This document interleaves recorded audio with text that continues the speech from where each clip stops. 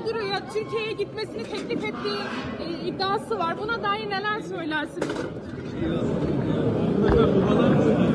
Böyle bir şey yok. Böyle iddiaları da ABD'li senatör söyledi. Size gelmedi o zaman.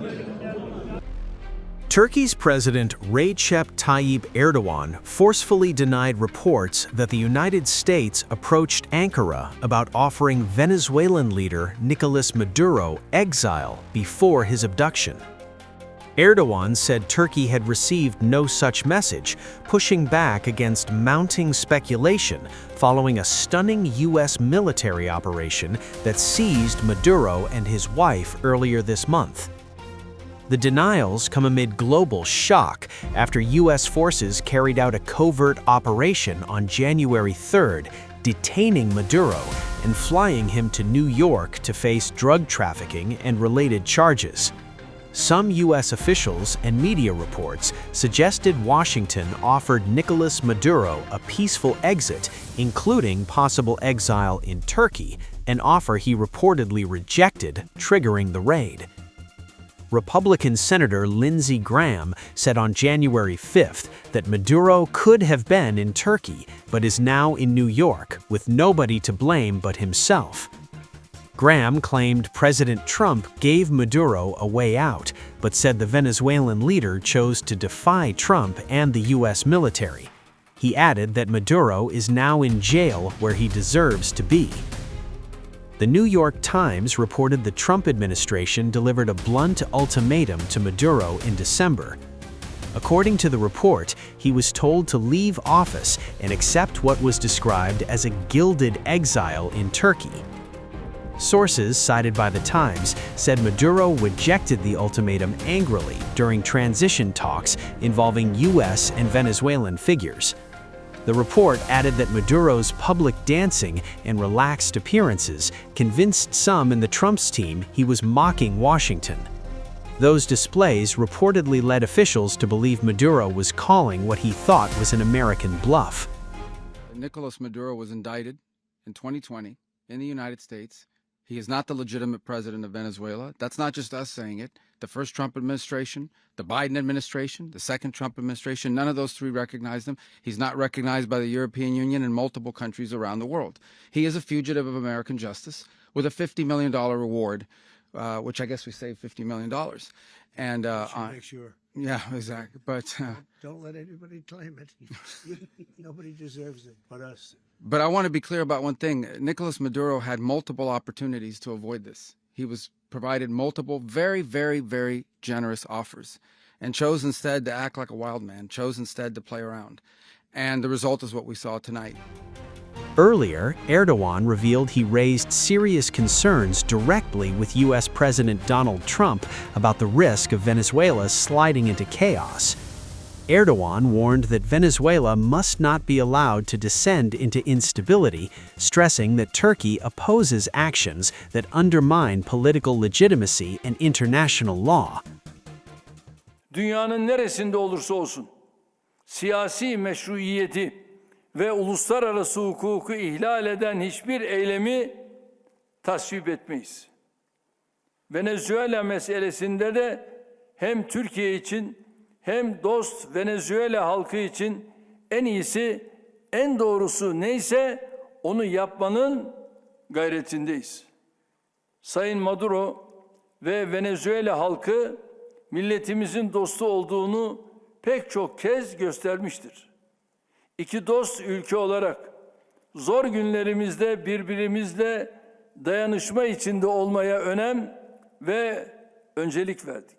Şurası bir gerçek ki ülkelerin egemenlik haklarının ihlal edilmesi ve uluslararası hukukun çiğnenmesi küresel düzeyde ciddi komplikasyonlara yol açabilecek riskli adımlardır. Hukukun gücü yerine gücün hukukunun egemen olduğu bir dünyada istikrarsızlık, kriz, çatışma eksik olmaz.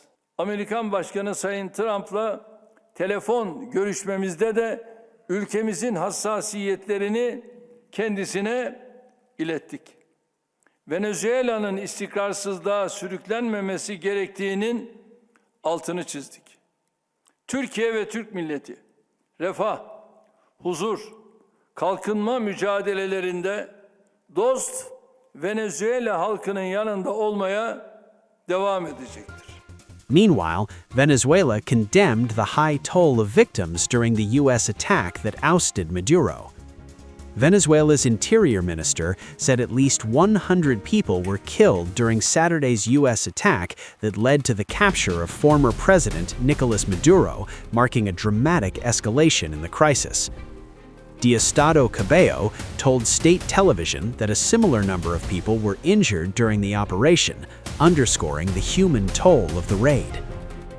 Venezuela was victim of a barbaric attack where, until now, there have been 100 deaths and a similar amount of wounded.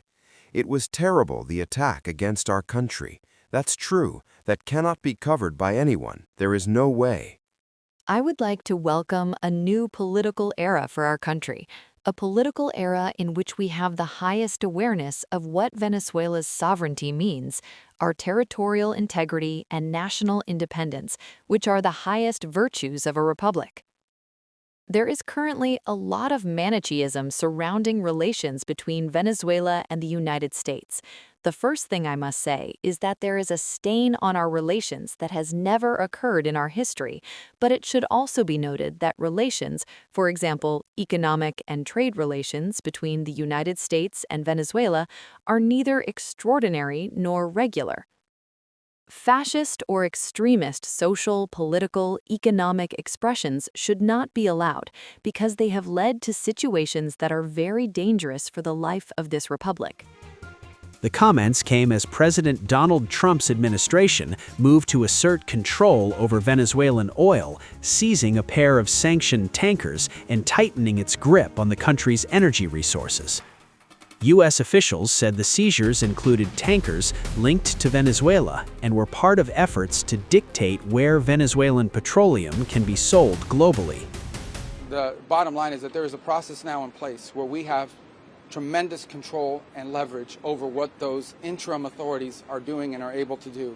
But obviously this will be a process of transition. In the end, it will be up to the Venezuelan people to transform their country. What I think the White House said yesterday is what I will tell you now, and I've always said. The president always retained the option. Every president, not this president, every president always retains the option. I'm not talking about Greenland. I'm just talking about globally. If the president identifies a threat to the national security of the United States, every president retains the option to address it through military means. As a diplomat, which is what I am now, and what we work on, we always prefer to settle it in different ways. That included in Venezuela. We tried repeatedly to reach an outcome here that did not involve having to go in and grab an indicted drug trafficker. Those were unsuccessful, unfortunately.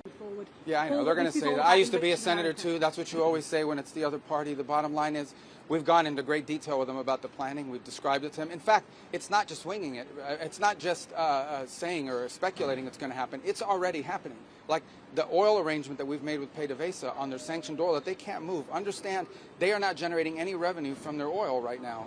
The second phase will be a phase that we call recovery, and that is ensuring that American, Western, and other companies have access to the Venezuelan market in a way that's fair. Also, at the same time, begin to create the process of reconciliation nationally within Venezuela so that the opposition forces can be amnestied and released and from prisons or brought back to the country and begin to rebuild civil society. We are in the midst right now and, in fact, about to execute on a deal to take all the oil. They have oil that is stuck in Venezuela. They can't move it because of our quarantine and because it's sanctioned. We are going to take between 30 and 50 million barrels of oil. We're going to sell it in the marketplace at market rates, not at the discounts Venezuela was getting. That money will then be handled in such a way that we will control how it is dispersed in a way that benefits the Venezuelan people, not corruption, not the regime. So we have a lot of leverage to move on the stabilization front.